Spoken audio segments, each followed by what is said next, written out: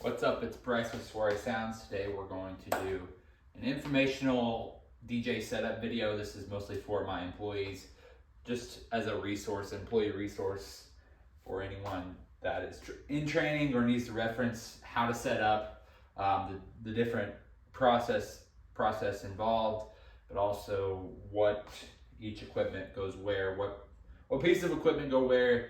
Essentially, this is just a training video for my employees, so if you're not an employee and watching this video, then feel free to enjoy it and kind of see how we do things, but this is mostly an informational video for my employees. First thing I like to do when I get to a venue is kind of set speakers relatively where we're going to be centered at, and then from there I base everything off of the DJ table. We've got 3 different setups with Soiree Sounds, so I have 2 that will require DJ tables, and the other one is kind of a pre-built booth table.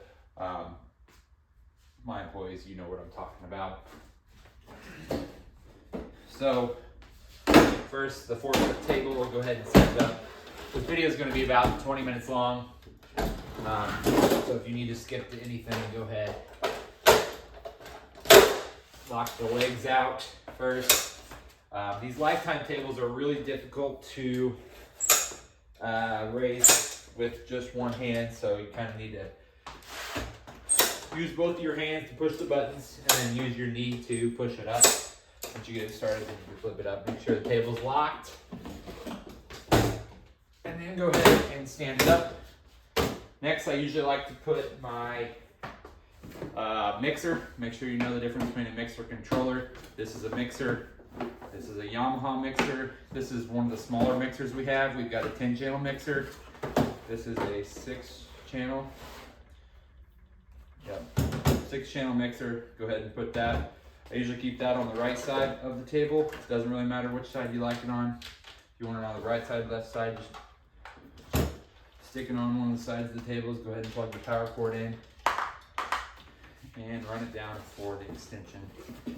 Once I'm done with the boxes, I usually put them to the side, out of the way, until I decide to take the boxes to either a closet or back to my vehicle just to get them out of the way. Got your laptop stand. Again, whatever preference works for you. I usually do my laptop stand on the opposite side as my mixer. Whatever works for you. Next is your controller. So this is your mixer, and this is your controller. We just use the basic, it's a smaller controller. It's an SB3, Pioneer SB3. So you go ahead, set that in the center there, and then typically the cords necessary for the controller are in the controller case, so make sure you plug all those in. One of the first things that I do when I get my controller out is I first plug everything in. So the cords that came with, I went ahead and plugged them back into the back of the controller, and you can tell which cord will be plugged into your laptop because it's compatible for a MacBook. And then the other cord that comes with it goes into your mixer. You can decide which input you want, but I typically do one of the 2 inputs on the left. On the small mixer, on the bigger mixer, it'll be a different cord, the 10-channel mixer. But for this one, for training purposes, small mixer, you decide which input. First thing I do when I get the controller out is I make sure that all my levels, all of my tempos, you're not usually going to be messing with that during a wedding much. Make sure all of your EQs are centered. Make sure they are zeroed out, because a lot of times when you do that first sound test, you might not have a volume, or you might not have the frequency right. You might have something kind of out of balance.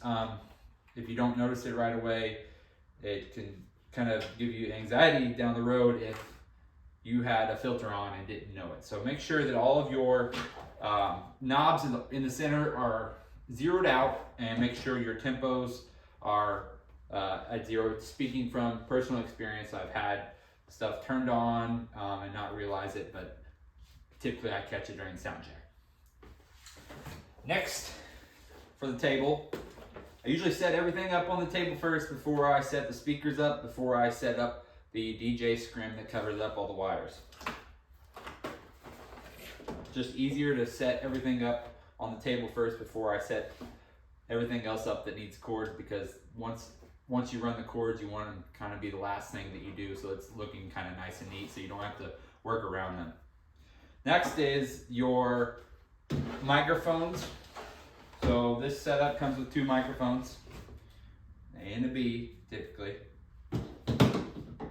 In the box of the microphones, 2 microphones. Go ahead and set them out. I usually set my microphones when they're not being used. I set them in between my laptop stand, because they will roll off the table. Speaking from experience, make sure that they are somewhere contained, that if they were bumped one way or the other, they're not going to roll off the table. I found that between the laptop stand is the best place, wherever the laptop stand is. This microphone has 2 antennas, so you screw the antennas in to their respective spots. Doesn't matter which side the antennas go in. There's not a wrong or right side. They screw the antennas in, and then you will need to plug in the power cord. And once the antennas are in, go ahead and turn them up so that they will receive signal. This one gets tight. 2 other cords that were in the microphone box. One is the power source that has the prongs, power prongs. Plug that into the back. There's a spot for that. And then the other is the cord that needs to be run to the mixer.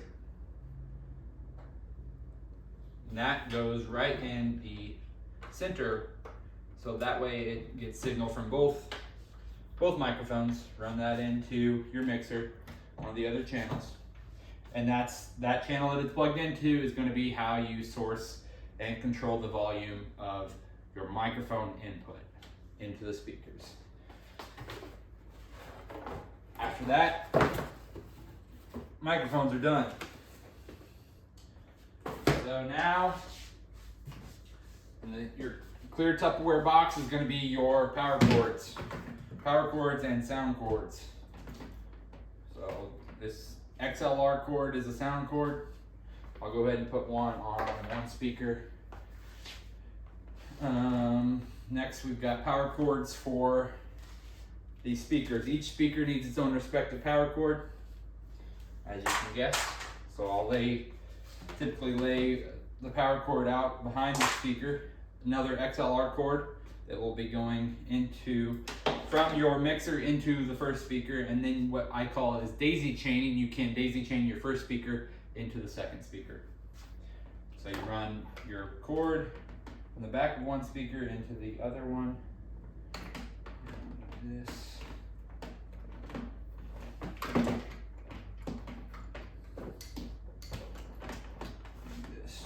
Cords are kind of a mess right now. In each Tupperware box of a DJ setup, there will be all the necessary cords, all the tape, all the speaker stand covers if you need a speaker stand cover, and you'll have headphones. So go ahead, typically need a power strip on each side just so you have enough adequate power, but also just these are protected power extensions, so they're grounded. Use that, plug everything into that. Don't plug anything directly into the wall just in case there's ever a short or anything. So one on one side, one on the other.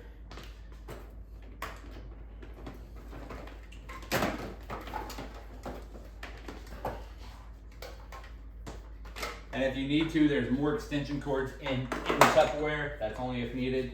We're not going to worry about how the cords look at first. We're just going to get everything plugged in and turned on. All right. Now that we've got that done, before we hook up any of the speakers, we're going to put them up on their stands. My rule of thumb for the speaker stands, height-wise. So go ahead and move your speakers up so you can get your stand set up. Make sure that the knobs are loosened before you try to push it out.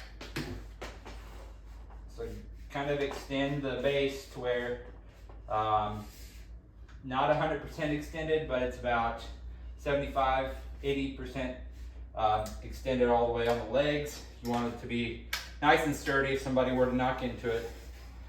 I've been going about 3 notches. There's little holes here. 3 notches up on the speaker stands. That provides enough height for the top driver to be above typically the tallest person in the room. You want the sound to disperse over the people, not through the people. So make sure that your speakers are high enough. 3rd notch is typically adequate on all of our speaker stands. All right, so these are kind of heavy. You only have a handle on one side too, so you need to grab it with one on the bottom. There's 2 holes in the bottom of the speakers. You can see the back hole. You get to go into the back hole for the speaker stands.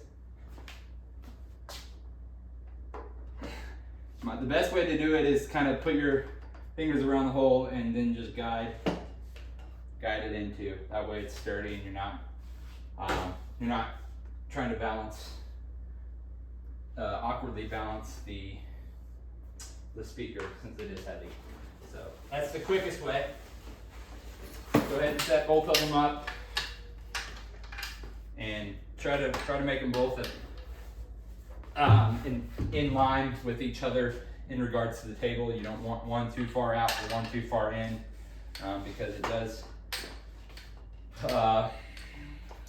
Visual appearance is big because there's going to be pictures of your setup in photos that the photographer takes. So these pictures last forever. Make sure that you're being diligent on your setup. Might hit the ceiling fan here. Very close. Okay. Like I said, just be diligent on how your setup looks because people are going to use these pictures forever. Looking back on them, looking back on their wedding pictures. So make sure that you're making sure that it looks nice because it does matter. Okay. Now go ahead and plug your power cords into the back of the speakers. Run them to the power strips. I usually go under the speaker stands just so it's all kind of confined. Power cords for both. And then you can go ahead and plug everything else in, your microphone and your mixer that you ran earlier that are already down here. Go ahead and plug those in. Like I said, I got a power strip on each side. That way the cords can go to their respective, just kind of close to a source. So your XLR cords, you've got to run a cord from your mixer to your speakers for your speakers to get signal. So your output is highlighted in blue on your mixer. You can do a left or a right. You don't have to do both. You can daisy chain. And daisy chain is simply just linking one speaker directly to the other. The only time that you would really need to do a left input and a right output is if you're doing several speakers on each side. Just kind of to make sure that they're syncing a little more in tune with the music. They don't have to travel through wire all the way daisy chaining several speakers. So there's an input side. You probably can't see it that far from the camera. The input, go to the first input. It says line in.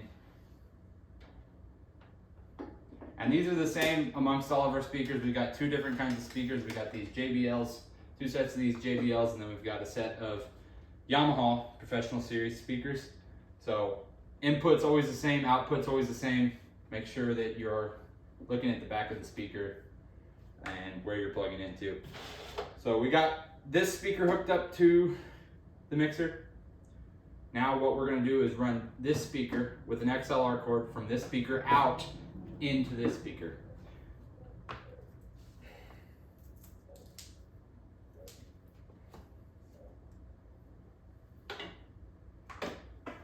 go into on this speaker it says mix out, plug into the back there, it'll click in. And then go under the table and try to keep it out of anywhere that you're going to be standing. And then directly to the first input on the next speaker. And that is all of your cables. Next thing I do is plug my computer in. I will typically do, there's two outlets for USB-C. One is for your mixer, the cords that came with controller. Wow, I will get these terms confused too, so don't worry if you do. And then go ahead and open your Serato software. Serato is either a green icon or a little blue icon depending on Pro or DJ Lite. This one, it's green. You'll open up Serato, and that's where you'll find your playlist, and then you can go ahead and get started from there. Two other things that I didn't set up, but I'm going to set up right now. One is the DJ facade on this setup. Like I said, on one of the other setups, you don't have a facade because it's a built-in table. A little bit easier, but this is how to set this up. It doesn't matter which way is facing the front. Just make sure that if the facade's dirty, you have that dirty part from a previous wedding or event. You have the dirty part either down on the bottom or facing the back. So there's your DJ facade. It covers everything up. No more messy cords. Got that all set up. The only other thing is your lighting. At Soiree Sound, we're switching over to kind of the gig bar, just pretty simple wash lighting. So this is what the top looks like. I just got it out of the case, and then it also comes with the stand. The stand's really tall. You need to make sure that, typically we're gonna put the lights either directly behind the DJ booth and put them over our head and make sure that the lights are angled correctly. So this is what the stand looks like. Again, we're not going to set this up traditionally in front of the DJ booth. We're either going to set it up to one side or directly behind. So go ahead and get it this isn't all the way up where I'd like to put it, but that's how it's going to go on. And then you need to straighten your lights, and there's 2 screws on each side. You got to tighten it righty-tighty on both sides so that they're facing the dance floor, otherwise they'll be facing the ground. So get that done. If it's a wedding, I typically turn the laser off. If it's a school function or a function of just a party that's not a wedding, then leave the laser on. The wedding photographers hate the laser. Don't use the laser during your wedding at all. Just unplug it from the top right here. So once that's in, then you can go ahead and raise it.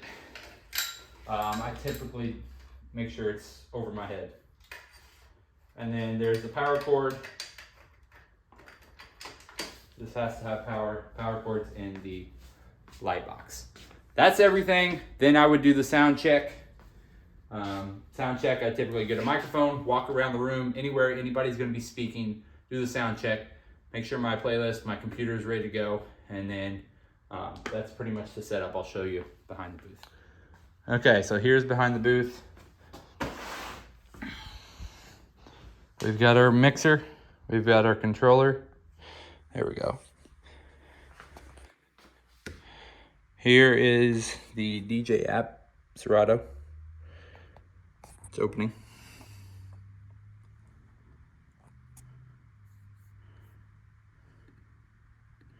So here's what it looks like. We'll use the browse feature as our mouse. Try not to use the pad as much as you can. Whenever you're typing, make sure you remember to use individual fingers, not typing all at once, because if you do press multiple buttons at the same time, it will trigger the feature that either plays forward or backwards. Ask Wyatt about it, but that's everything behind the booth. Again, I would typically tape down these after setting up. Tape them down if you're going to be stepping on them. That's the rule of thumb. Input, power cord. We have the input from the mixer coming from this cord to here. And then this one's going into the other speaker. This is the out. Make sure that your gain is at a reasonable level. Try not to mess with those. We're gonna leave those at about 75% at all times. Okay.